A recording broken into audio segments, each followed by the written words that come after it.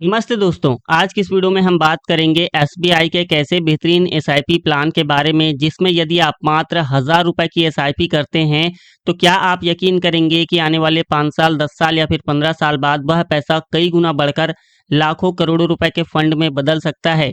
जी हाँ दोस्तों, हर किसी की अपनी अपनी ज़रूरतें होती है।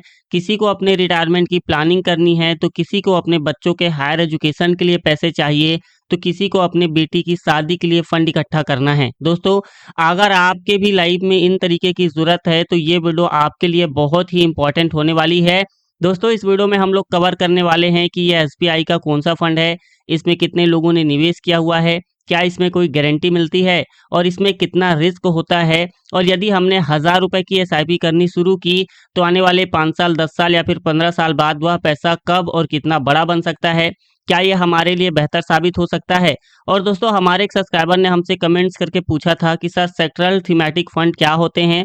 खास करके जो एक ही सेक्टर में पैसा लगाते हैं, उसे अच्छे तरीके से हम लोग एक्सप्लेन करने वाले हैं और आपको डिटेल में समझाने वाले हैं।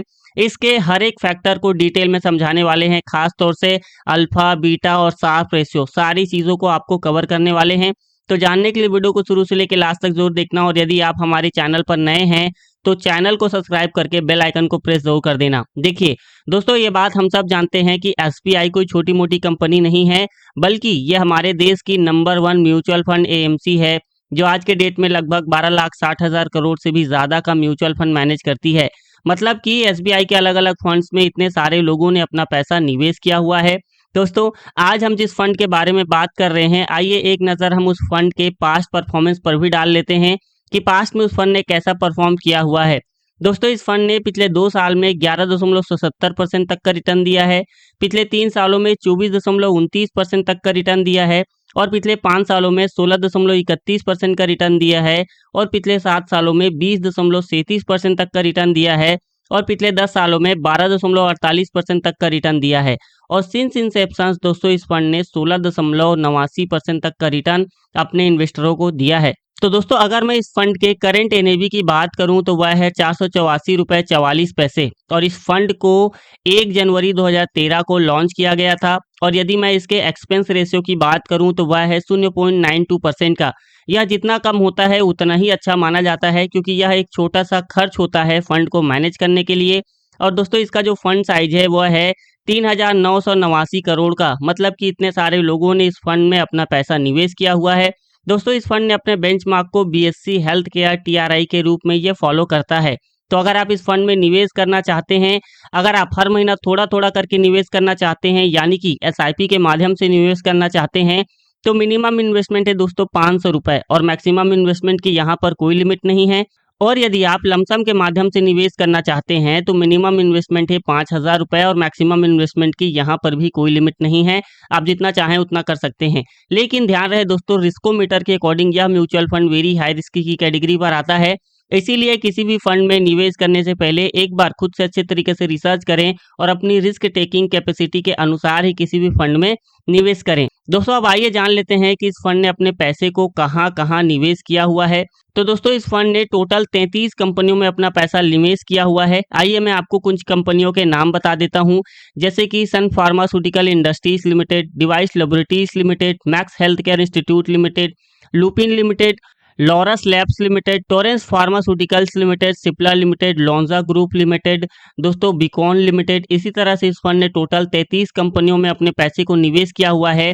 और जैसे जैसे ये कंपनियां ग्रो करेंगी, बड़ी बनेंगी, वैसे वैसे आपके पैसे की वैल्यू भी धीरे धीरे ग्रो होने लगेगी। दोस्तों, आइए चलते हैं हम उस सवाल पर जो हमारे सब्सक्राइबर ने पूछा था कि सर थीमेटिक फंड क्या होता है और ये कैसे इन्वेस्ट करता है और किस तरीके से इसमें प्रॉफिट बनाया जाता है। देखिए, health care sector thematic fund है, जो एक ऐसा म्यूचुअल फंड होता है जो अपना पैसा सिर्फ हेल्थ केयर की सेक्टर कंपनीज में ही इन्वेस्ट करता है। इसमें hospitals, pharma companies, diagnostics labs, medical device और हेल्थ केयर से जुड़ी हुई बिजनेसेस शामिल होती है। मतलब कि यह फंड पूरे मार्केट में स्प्रेड होने के बजाय एक ही सेक्टर पर फोकस होता है, जो है इसका हेल्थ केयर। अब सवाल ये आता है कि हेल्थ केयर सेक्टर में ग्रोथ का स्कोप क्यों माना जाता है। इंडिया में पॉपुलेशन लगातार बढ़ रही है, लोगों की एवरेज लाइफ एक्सपेंसी इंक्रीज इंक्रीज हो रही है और लाइफ स्टाइल डिजीजेस जैसे डायबिटीज, बीपीज, हार्ट प्रॉब्लम्स काफ़ी कॉमन होती जा रही है। इसके साथ ही गवर्नमेंट हेल्थ केयर इंफ्रास्ट्रक्चर पर ज़्यादा फोकस कर रही है, जैसे आयुष्मान भारत और नए हॉस्पिटल्स का डेवलपमेंट। इंडिया मेडिकल टूरिज्म का भी एक बड़ा हब बनता जा रहा है, जहां फॉरेन पेशेंट्स भी अफोर्डेबल और क्वालिटी ट्रीटमेंट के लिए यहां पर आते हैं। इन सब वजहों से health care sector long term में स्टीडी ग्रोथ दिखा रहा है। अगर इस फंड के नंबर्स को यदि हम देखें, जैसे कि इसके अल्फा को, तो वह है 2.58% का, जो बताता है कि फंड ने मार्केट के कंपैरिजन में बेटर परफॉर्मेंस दिया है। मतलब फंड मैनेजर का स्टॉक सिलेक्शंस काफ़ी अच्छा रहा है। और दोस्तों इसका जो बीटा है वह है 0.86% का, जो ये इंडिकेट करता है कि मार्केट के अप्स एंड डाउन से इस फंड पर थोड़ा सा कम इफेक्ट पड़ता है। शार्प रेशियो है दोस्तों इसका 1.23 का, जो क्लियरली शो करता है कि रिस्क लेने के बदले फंड ने डिसेंट रिटर्न डिलीवर किया है। ओवरऑल नंबर्स काफ़ी बैलेंस है और पॉजिटिव लग रहे हैं, लेकिन हर इन्वेस्टमेंट के साथ एक रिस्क भी होता है और हेल्थ केयर थीमेटिक फंड में भी कुछ निगेटिव पॉइंट्स होते हैं, क्योंकि ये फंड सिर्फ एक ही सेक्टर पर डिपेंड करता है। अगर हेल्थ केयर सेक्टर किसी वजह से अंडर परफॉर्म करता है तो ये फंड का रिटर्न भी इम्पैक्ट करता है। इस सेक्टर में गवर्नमेंट रेगुलाइजेशन का भी थोड़ा मोड़ा रोल होता है। कभी ड्रग्स प्राइस कंट्रोल या फिर पॉलिसी चेंजेस आने से फार्मा कंपनीज का मार्जिन्स पर प्रेशर आ सकता है। ऐसा भी होता है कि जब बैंकिंग या फिर आईटी जैसे सेक्टर्स ज़्यादा फास्ट ग्रो करते हैं तब हेल्थ केयर सेक्टर थोड़ा सा स्लो चलने लगता है। इसीलिए ये फंड शॉर्ट टर्म के लिए आइडियल नहीं माना जाता है। Health care sector thematic fund उन इन्वेस्टर्स के लिए ज़्यादा सूटेबल होता है जो लॉन्ग टर्म का माइंडसेट रखते हैं, जिनके पोर्टफोलियो में ऑलरेडी डाइवर्सिफिकेशन हो और जो थोड़ा सा सेक्टर स्पेसिफिक रिस्क लेने के लिए रेडी होते हैं। बिगनर्स या फिर शॉर्ट टर्म गोल्स के लिए ये फंड उतना अच्छा नहीं माना जा सकता है।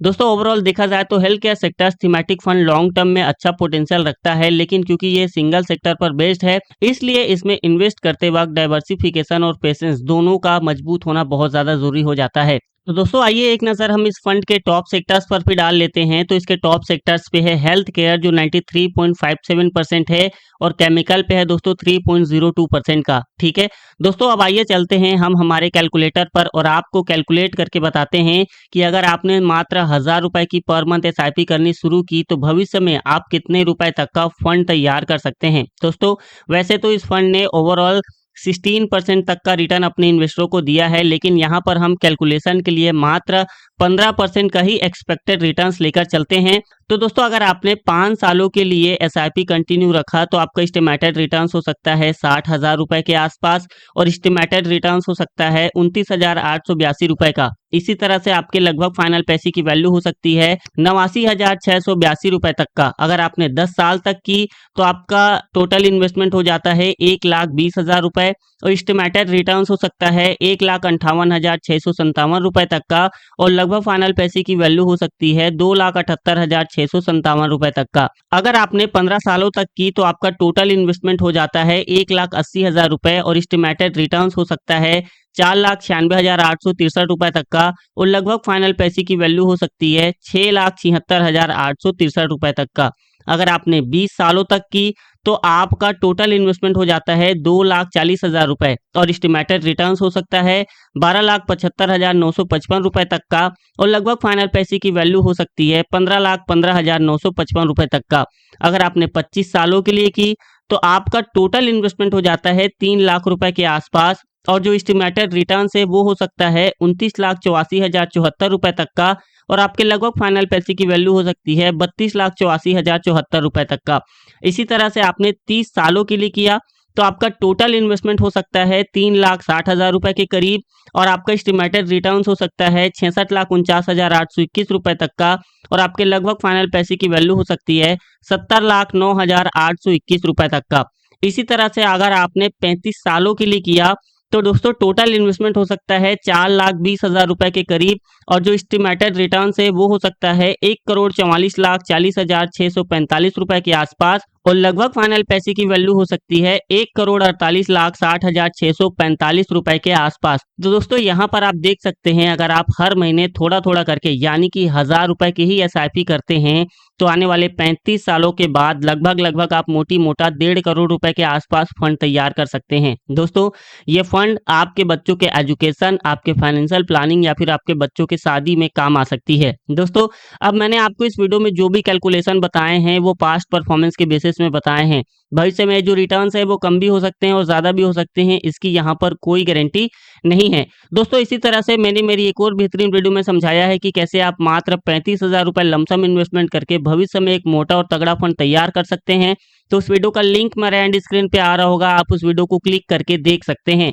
दोस्तों ये वीडियो सिर्फ एजुकेशन पर्पस के लिए है। इस वीडियो में बताए गए रिटर्न्स अनुमानित हैं या कोई फिक्स रिटर्न नहीं है। म्यूचुअल फंड निवेश बाजार जोखिमों के अधीन है, रिटर्न की कोई गारंटी नहीं है। निवेश करने से पहले कृपया अपने वित्तीय सलाहकार से सलाह लें, तब जाकर ही किसी भी म्यूचुअल फंड में इन्वेस्ट करें।